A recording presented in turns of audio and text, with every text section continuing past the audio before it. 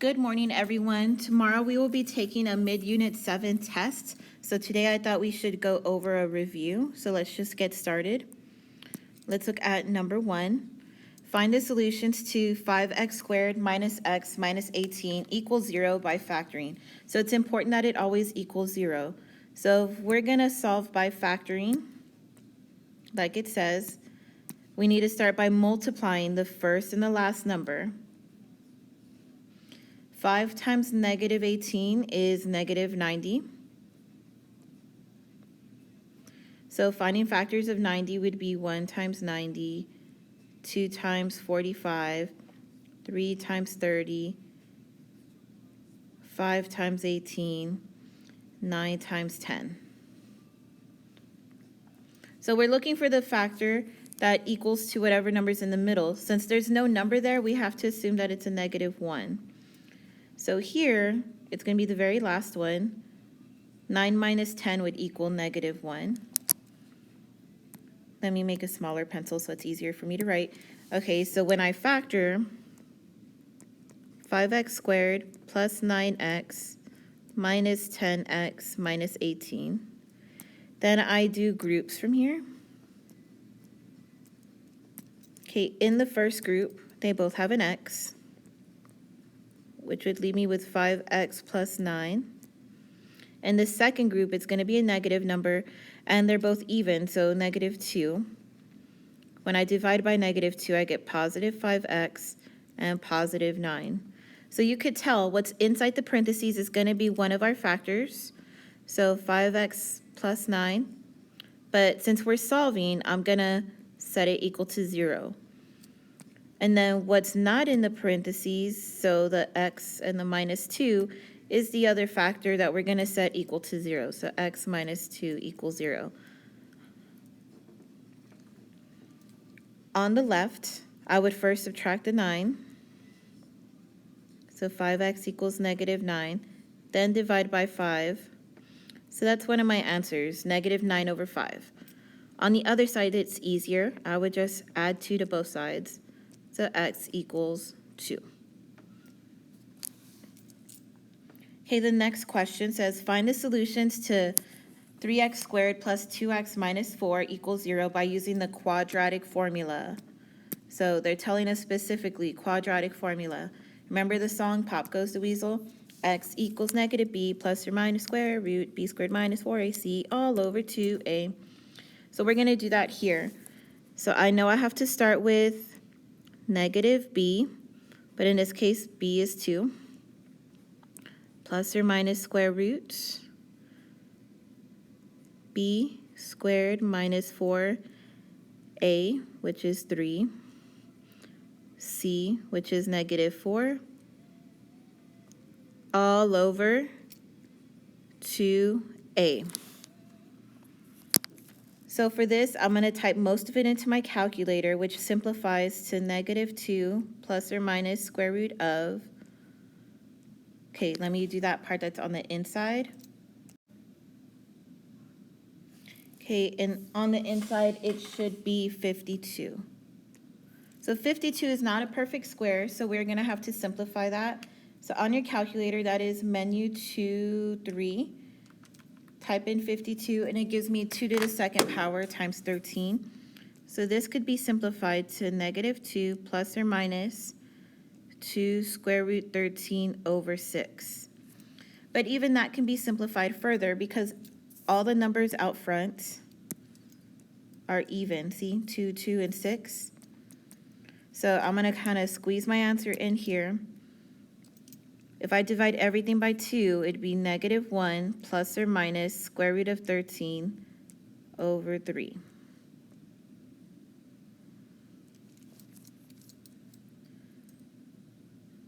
Okay, this next one, x minus 3 squared equals 64. So when you're finding solutions, you need it to be in standard form, ax squared plus bx plus c, and you need the equation to equal 0. This does not equal 0. So first we're going to fix that, but then I'm going to show you a shortcut. You could actually find solutions on the calculator, even to these first two that I worked out by hand. You can find solutions on the calculator by graphing your equation. So let me just put how we would do this.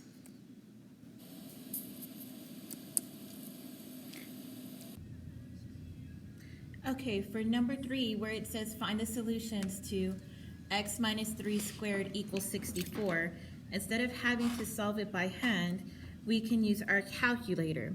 So solutions are just another word for x-intercept. Remember the acronym ROX, roots, zeros, x-intercept solutions? So if I graph that function, I could just find the x-intercept and those would be my solutions. So 1 for new document, 2 for add graphs. The only thing that I have to change is that when I graph equations, they have to be equal to 0. So I'm going to move that 64 over to the other side. So this function is going to become x minus 3 squared and then minus 64. Okay, so it looks like only one line because minus 64 is a huge number, but it's actually going to be a giant parabola. So I'm going to zoom out by pressing on menu, 4, and then 4 again for zoom out, and then just click in the middle until you're able to see both. So I only had to click once. Now I'm going to press escape. So now I'm going to find what those two x-intercepts are. So menu, 6 for analyze, 1 for 0. Gives us this dotted line.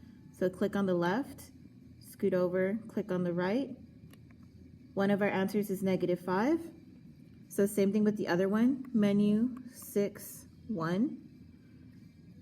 Click on the left, scoot over, click on the right.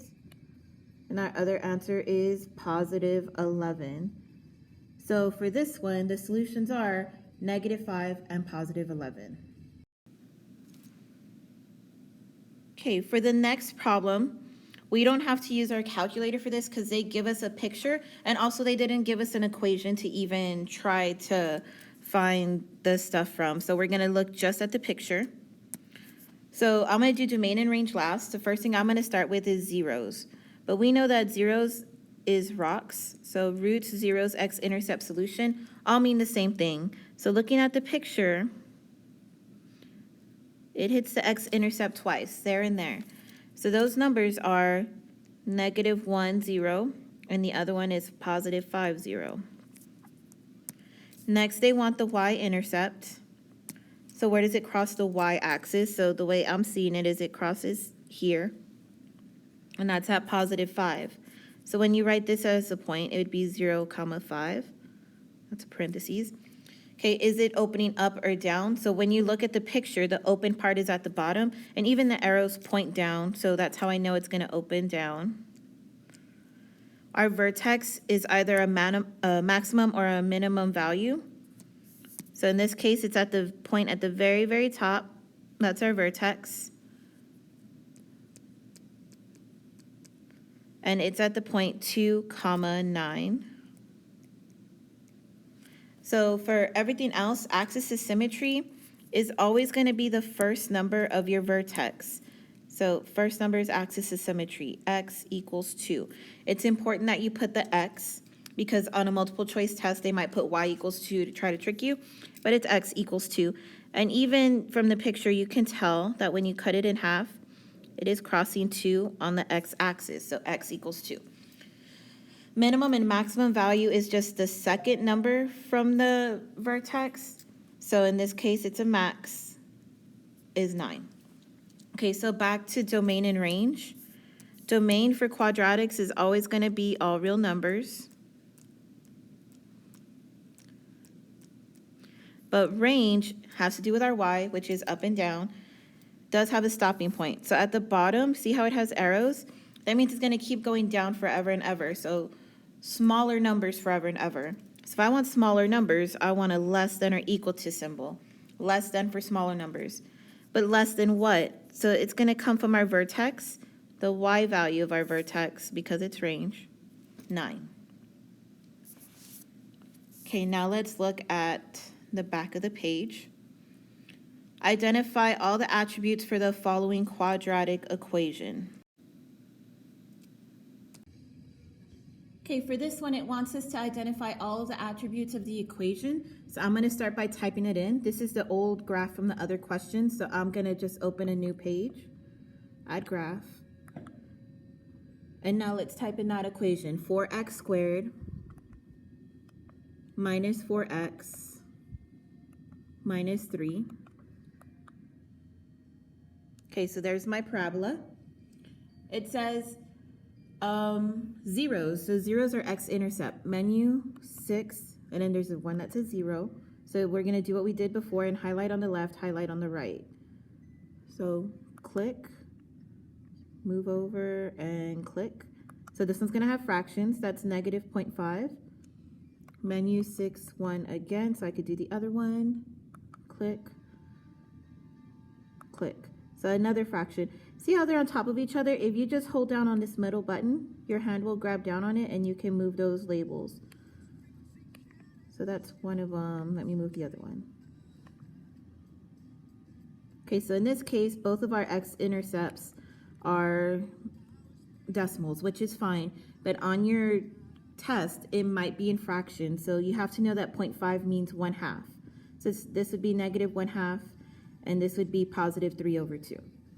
Okay, next thing it wants us to find is y-intercept. So we're going to trace our graph, menu 5, 1.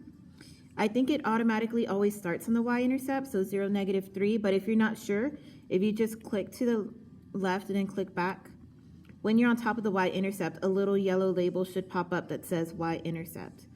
So yes, that is going to be our y-intercept, 0, negative 3. Is this graph opening up or down? So you can tell that the open side is on the top, so it's opening up. Vertex would be that point at the very bottom. So when it's at the very bottom, it's called a minimum. So if you just keep scrolling that cursor, when you're on the minimum, the word minimum should show up. So our vertex is going to be at 0.5, negative 4. For axis of symmetry, it's always going to be the first number. And see how the word axis has x? So x equals 0.5 is our axis of symmetry. Our minimum or maximum value, so in this case it's a minimum, is our y. So minimum is negative 4. Domain for quadratic graphs is always going to be all real numbers. Range is on our y-axis, so range is up and down on this graph. So on the top it's going to keep going forever, but at the bottom it has a minimum. It stops right there. So we need a way of saying that range is from here and up. So if I want bigger numbers, I want a greater than symbol. So this would be y is greater than or equal to negative 4. Okay, and then for next problem, same thing. I just wanted more practice. Okay, and then one more problem exactly like that where they give us an equation. So again, this is my old graph, so I'm going to add a new page. I want a graph. And let's type in that new equation. So negative 2x squared minus 3x plus 1. So here we are. So zeros, menu 6, 1. Highlight. So again, we're getting some decimals, which is fine. The reason why I put it on the reviews, because on the test tomorrow, you are going to have some that have decimals. So that's one of our values. Let's get the other one, menu 6, 1. Okay, and then our other one is 0.281. Y-intercept, so let's do graph trace, menu 5, 1. And again, when you're on top of it, the word y-intercept should show up. So our y-intercept here is 0, 1. Axis is, opens up or down. So this one, the open part is on the bottom, so it's opening down. Vertex is, in this case, at the very top, so it's going to be called a maximum. So if you just scoot over until it says maximum, there's our maximum point. It's decimals, negative 0.75, 2.13. Our axis of symmetry is always going to be the first number, x equals negative 0.75. Our maximum value is the y, so maximum is 2.13. Domain is all real numbers, always.